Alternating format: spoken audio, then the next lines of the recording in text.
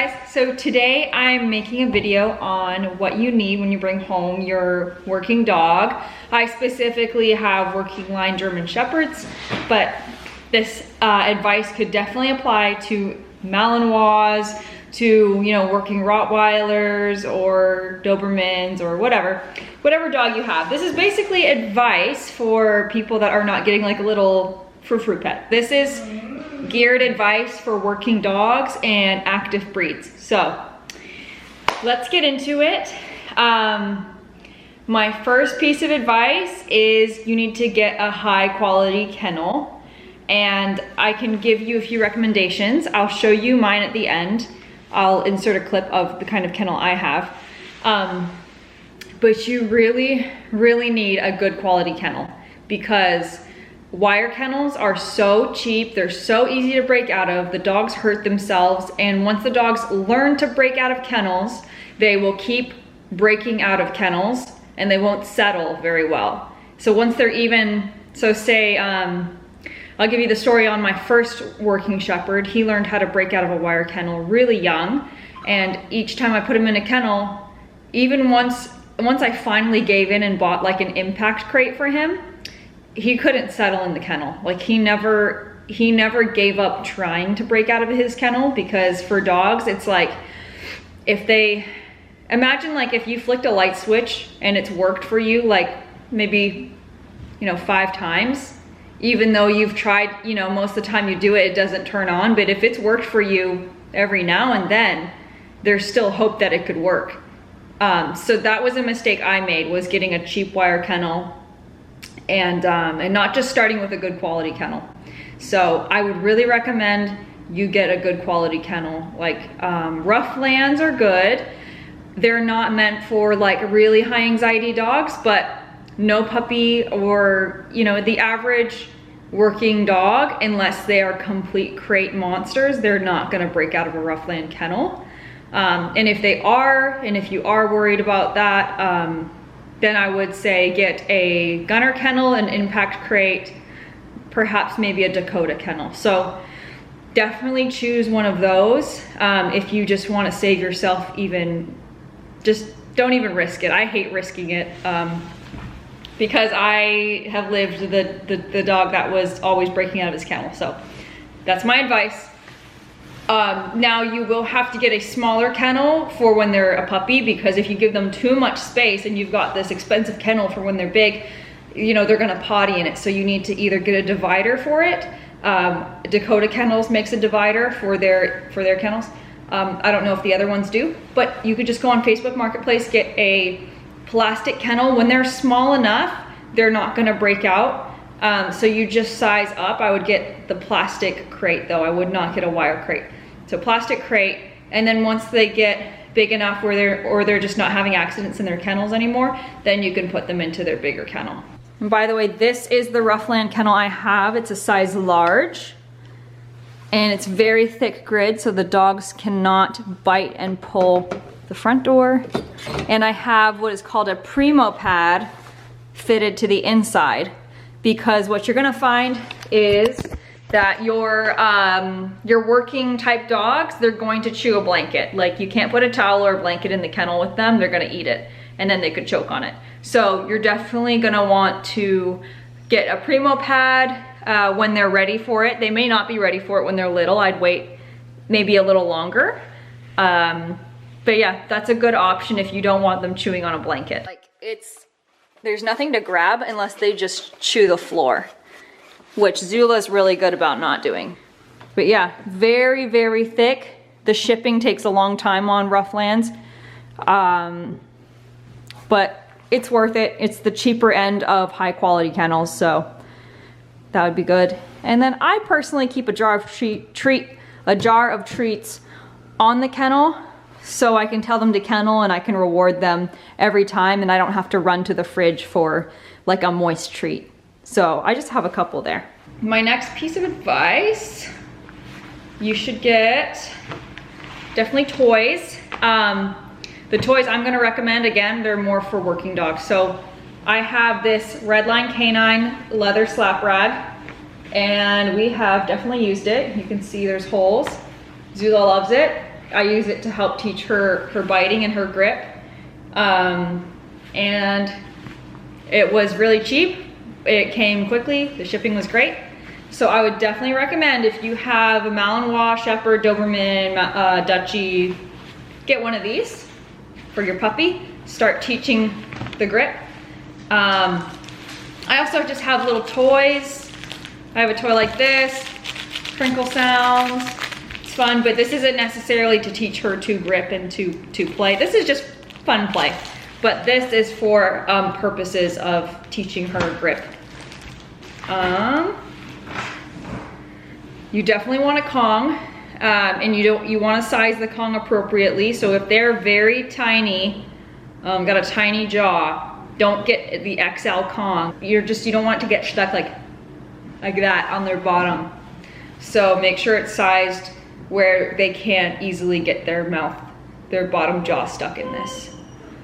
All right, so there's our Kong, and I will stick peanut butter up in there. You can do frozen like mushy dog food, and you can freeze it. It's really good to give them in their kennel if you want to keep them occupied. I like balls. I've got a ball and a string for Zula, and I'm hoping to get her working for her ball as she gets older. And she likes her ball, but she's not like ball crazy yet. She's pretty young, but a lot of our obedience sessions will be for the ball. So ball. And other than that, I mean, you can find other little toys your dog likes, but those are kind of my staples. Is like, I want to have toys that I can use with her as she gets older, and use it for like obedience and for her sport purposes. Next thing you're gonna want to get, you're gonna want a harness. When they're puppies, when they're little puppies, I use a harness with them, and this was even really big on her for a while. I can just make it smaller, but you probably just want to get a smaller one than this, even depending on your dog. So I like the harness because it teaches them, they can pull, not pulling on their neck, because they're so little. Like, I want them to feel comfortable, like moving forward and exploring the world. And when I do bite work with her, she can pull on the harness and learn how to pull on the harness. I mean, I stopped using the harness to walk her probably around 4.5 months.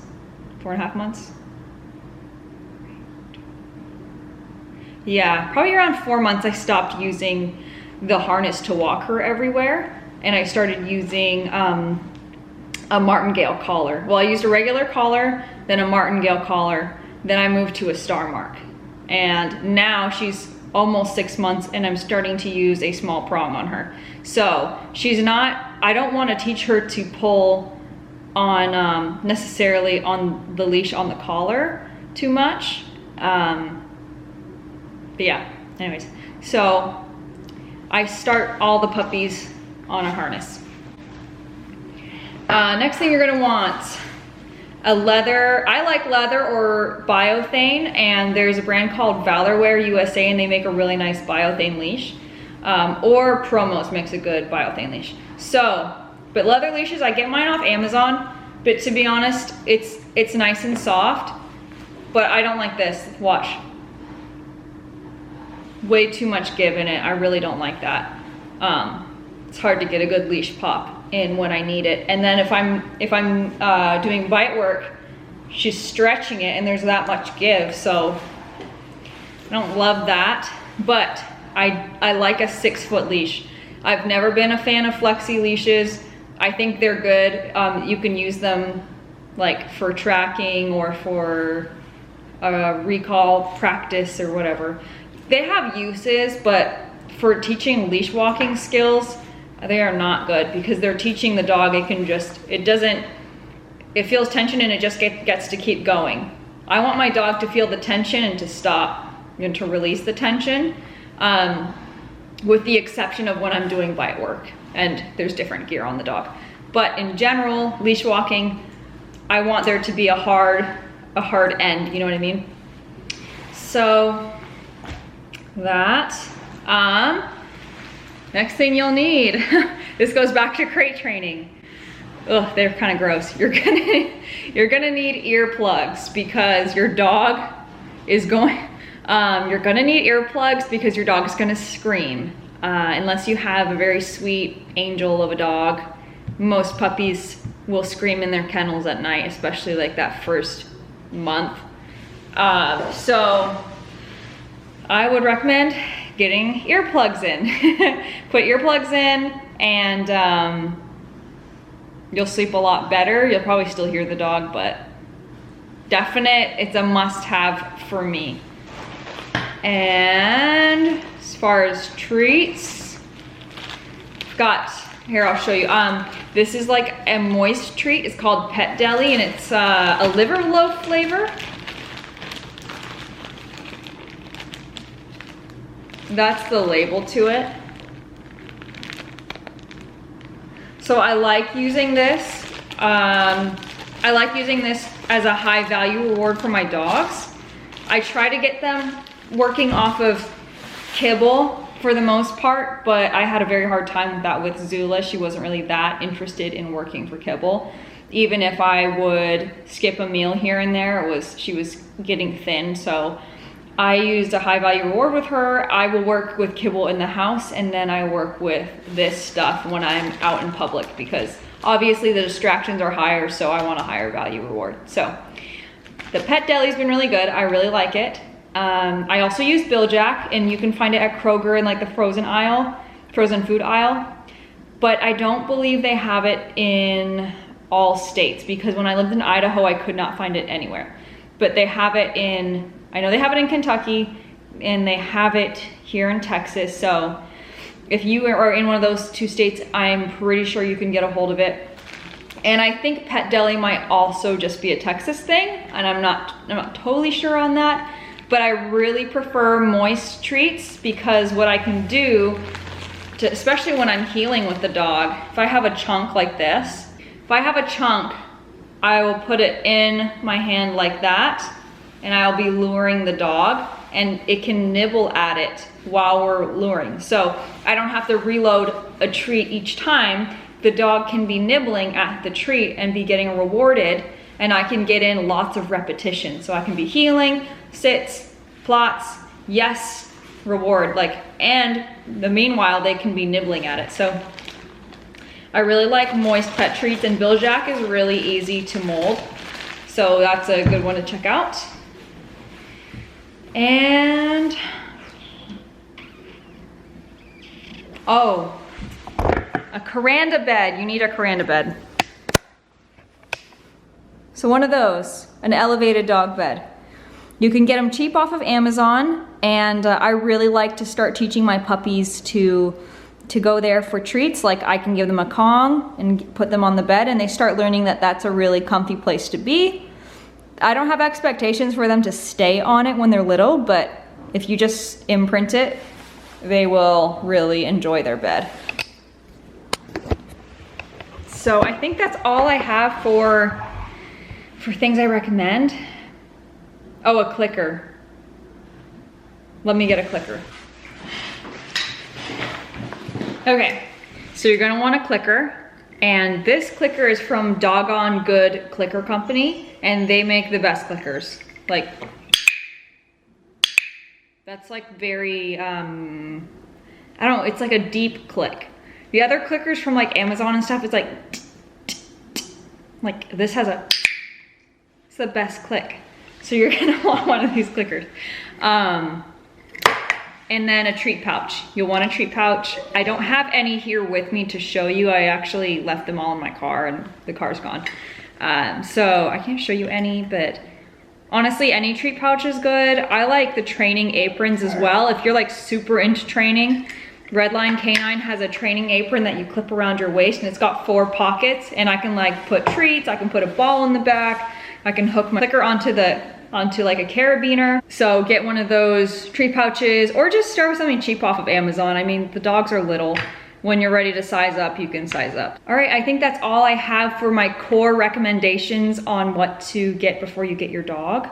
Hope this helps somebody. If you have any questions, drop them below, or any suggestions. And if you could like the video and subscribe to my account, that would mean a lot. And thank you for watching.